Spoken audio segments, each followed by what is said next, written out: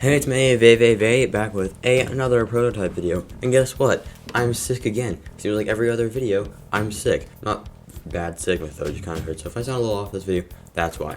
Anyways, let's get started with the 5th or 6th, whatever episode this is, of Prototype Devlog. So you may remember in the last video, I gave a little brief teaser of what I was working on, and that was a sniper rifle type thing. So I kind of redid the model because I kind of messed it up. And then I finished the model, of course, and it's got pretty bad texture. I'm planning on maybe going back and redoing some of the textures and maybe even models eventually, especially now that I've figured out a better strategy for texturing things, which I'll get to that in a little bit. Yeah, I'm actually really proud of the sniper rifle because most of it, like the zooming in code and stuff, all that, I figured out all on my own without any tutorials or documentation on anything, I'm pretty sure, except for maybe the FOV. I think I might have had to, or not the FOV, the sensitivity. I might have figured, had to look into how to change that. But besides that whole thing I did on my own, I did copy paste the shooting code from the other gun, which I guess that part wasn't really my code, but you know, it doesn't really count. But so yeah, have another gun. I also completely redid the ammo system so they can work with multiple guns now. And spoiler alert, kind of, the pistols don't use ammo, kind of meant to be like a backup weapon that might end up being too overpowered. It also says 0/0, which I don't really like, but I don't really know how to change that because it's using a number instead of a text, so it can't display like an infinity symbol or whatever. But I might have a really complicated way to make it work, but I don't know, I guess we'll just see how lazy I decide to be and if I want to actually change that or not.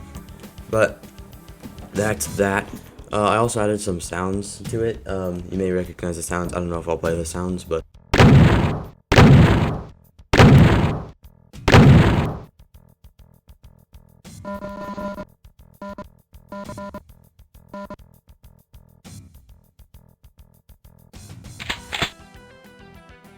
added those at the very end, like just yesterday, so they'll probably show up at the end of the video if they ever do. So that's that part of it done. I plan to, after the next, not the next one, and probably not the one after that, but after that one, we'll be adding shooting effects to the guns, making it so it's not just the like development lines from the things. Anyway, I think that's a pretty good job of explaining what happened with the new gun.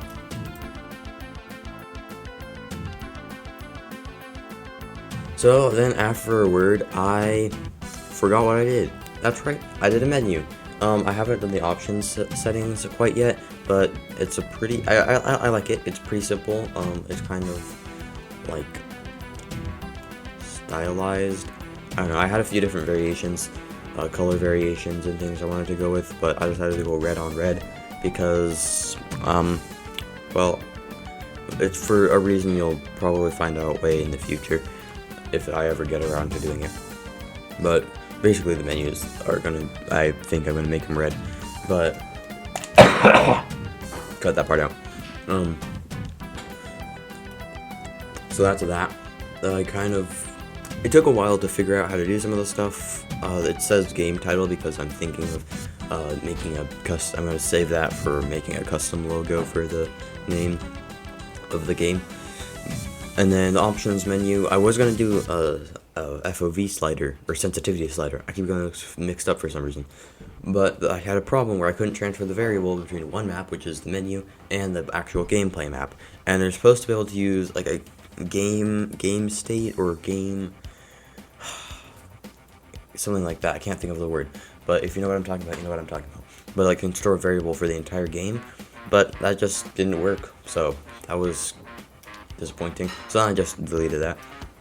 I also really quickly looked a little bit into the sounds to try to add like some dynamic music, which is like, you know, when a variable goes up, it turns to like intense action music. When it goes down, it fades into the like ambient music, which I do plan to have in the final game. I think I figured out a better way of doing it, which is my original idea. I thought I decided to do it a little differently and see if that would work better, but it didn't. It kind of broke, and I couldn't figure out how to fix it. So then I just deleted it and gave up on it, which I did a few times during this past few weeks. Also, yeah, I did forget to upload last week because of church and then also the Super Bowl, and so I just didn't have time to upload.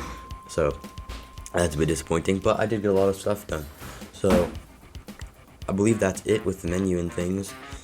I'm kind of wondering how I'm gonna do a pause menu, because there's gonna be a pause menu, like quick game settings, something else probably, I don't know. But you can't, when you press escape on Unreal Engine, it closes the game. So I might have to figure out a way to stop that, like change keybinds or something. I don't know if you can use escape. I might have to use like press like M or P or something like that. That just feels a bit janky, doesn't it? Anyways, we'll cross that path when we come to it.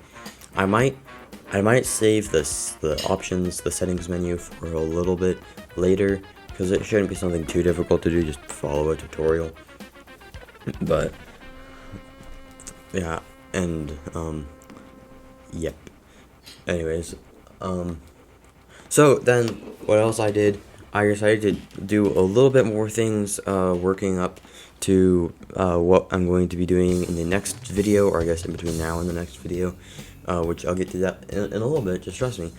But I added a power-up, which is like, I'm calling it limitless, but it just makes it so you don't use up ammo. There's a little glitch if you don't have any ammo, then you can't shoot still, and I want to change that so you can use any weapon. Which when I add like a machine gun to this, that's going to be really useful for that. I'm planning on right after you get the machine gun for the first time, it's going to have this power up in like a huge room full of enemies, so it just gets you like, and just like use all the, well, don't not using the ammo.